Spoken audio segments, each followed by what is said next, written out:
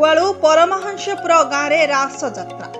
ढेंकानाल जिला परजंग अंचल प्रत्येक पुरपल्ली में कार्तिक पूर्णिमा उपलक्षे चलचंचल परिवेश देखा मास भितर कार्तिक मास अन्यतम रही बेले हविष्याणी माने कार्तिक मासर व्रत को कार्तिक पूर्णिमा दिन उद्यापित करते।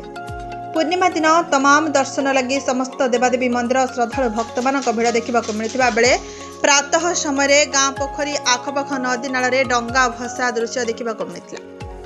अपरपक्षे कार्तिक पूर्णिमा दिन बहु वर्ष धरी ढेंकानाल जिला परजंग ब्लॉक कुआलू परमहंसपुर ग्राम में कार्तिक पूर्णिमा उपलक्षे पालित होता रास यात्रा को बुधवार दिन महासमारोह पालित हो जाइछि।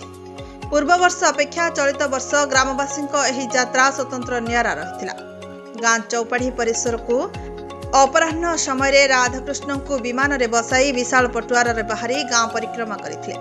पुरुष और महिला मानक नाम संकीर्तन गोपाल मानक लौड़ी खेल घंट वाद्य पंजाबी बाजा आदिवासी नृत्य डीजे साउंड बाण गाँ पटुआर परिवेश को प्रकंपित करथिला। दर्शकों प्रबल समागम रे उत्सव मुखर होई उठिथिला समग्र परिवेश। ग्रामर प्रत्येक घर सम्मुखरे जाइथिबा गाँ दंडरे महिला माने वंदना करबा पई थाली रे पूजा सामग्री धरी अनाई बसिथिले। बहु वर्षर परंपरा को बजाय रखिबाकू चलित वर्ष ग्रामवासी सतचेष्टित होई श्रृंखलित यात्रा परिचालित होइथिले।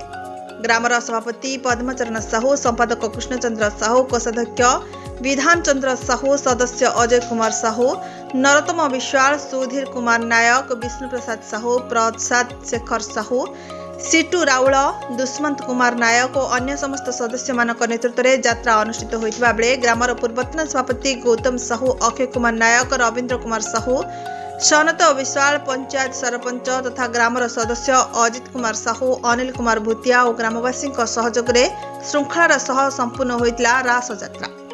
रात्रे गाँ चौपाढ़ी प्रांगण में नाटक परिवेषण अनुष्ठित होइतिला। हरि ओम।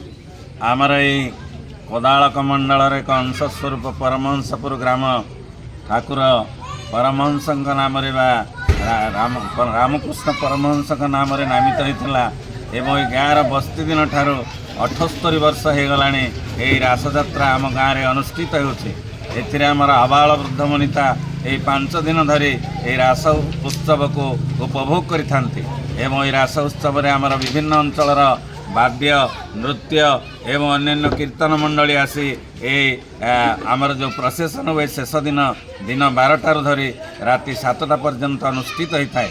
एवं ए आखपाख अंचल प्राय 20टी ग्रामर लोक आसी या उपभोग करते। एवं ये जो रास यात्रा यह समस्त मन में वर्षक आनंद भरी थाए एवं यह केबे आसीब ए दिन को समस्ते अपेक्षा कर रही था। तेणु भगवान आशीर्वाद राधाकृष्ण आशीर्वाद नहीं ये यात्रा किभली आम सुरुखुर अनुष्ठित होती भगवान विराट आशीर्वाद बोली आम अनुभव करुचु। तेणु आज यात्रा को उपभोग करने आम समस्त को आह्वान देवु एवं समस्त मंगल कामना करी भगवान राधाकृष्ण समस्त मंगल कामना करंतु ये आम आशा रखुची। तेणु भगवान निकट में प्रार्थना करते हे प्रभु आपण आम अंचलर ए ग्रामर एवं समस्त मंगल विधान करतु आनंद एक बार।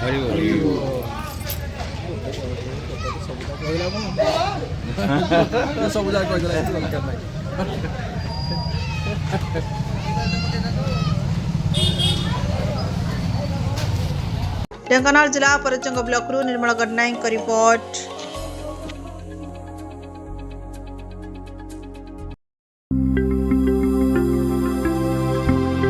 लेटेस्ट न्यूज अपडेट पाई www.nowodisha.com को लॉगिन करंतु।